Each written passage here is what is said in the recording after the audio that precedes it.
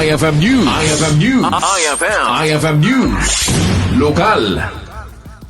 Napalaos iti panagyaman ti pamilya Ablan kadagiti nagipagpaset ti Job Fair 2026 sa Kalpasan iti nabalaygi apan nakaisayang katna. Basar ti report ket kinabinulig ti pamilya Ablan ti Peso Laoag kang runaan na iti opisina ni Mayor James Brian Alcid para iti daytoy nga aktibidad. Iti datos ti Peso Laoag ket 508 dagiti registrants, 405 dagiti qualified applicants, 21 dagiti dandanin hire ken 41 dagiti hats wenno hired on the spot.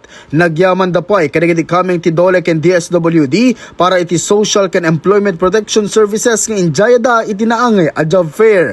Gapo iti daytoy ket dakkel ti sirmata ti Peso Laoag ang maikan ti trabaho dagiti naruway nga Ilocano kang runaan na kadagiti lawagenyo para iti nabimpintas ken nalawlawag ang masakbayanda.